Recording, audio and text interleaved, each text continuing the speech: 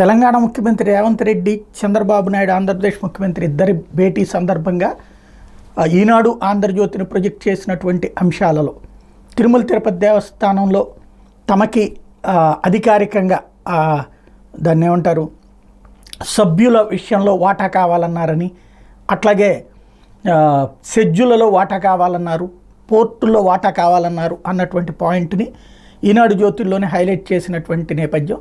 దాన్ని బేస్ చేసుకుని సాక్షి కావచ్చు, ఇటు వైఎస్ఆర్ కాంగ్రెస్ పార్టీ వాళ్ళు కావచ్చు ఒకటి ప్రచారం చేస్తున్నారు. ఇంకేముంది, ఆంధ్రాన్ని తాకట్టు పెట్టేస్తున్నాడు, ఇచ్చేస్తున్నాడు తన స్వార్థ ప్రయోజనాల కోసమని. రేవంత్ తీసుకునేది లేదు, చంద్రబాబు ఇచ్చేది లేదు నాకున్న అవగాహన మేరకైతే. ఎందుకంటే రేవంత్ అక్కడ హీరో అవ్వాలి తెలంగాణలో, దాన్ని బాబు కూడా అంగీకరిస్తారు కాబట్టి ఆ మాట ఆయన అడుగుతాడు. ఇచ్చేస్తారా తిరుమల తిరుపతి దేవస్థానంలో వాటా? అప్పుడు భద్రాచలంలో లేకపోతే యాదగిరిగుట్టలో మనం వాటా అడుగుతామా? జరిగేది కాదు. అదే సందర్భంలో పోర్టులో వాటా అయితే గీతే అప్పట్లో ఒక ప్రచారం జరిగింది.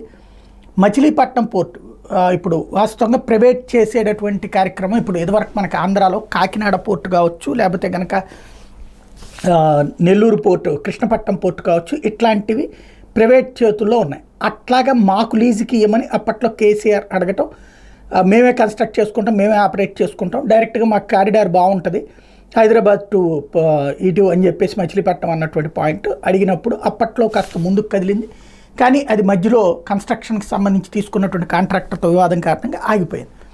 ఇప్పుడు ఆ పోర్టుకు సంబంధించి అడిగితే లీజుకే తీసుకుంటారు కానీ ఇవ్వరు.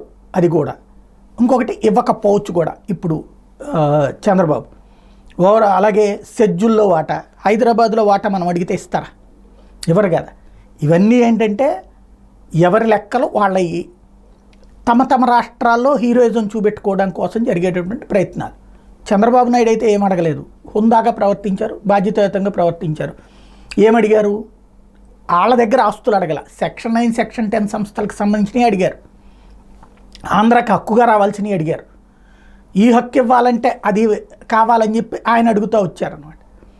రేవంత్ అక్కడ స్ట్రాటజిక్ గేమ్ నడుపుతుంటే చంద్రబాబు నాయుడు హుందాగా ప్రవర్తించారు.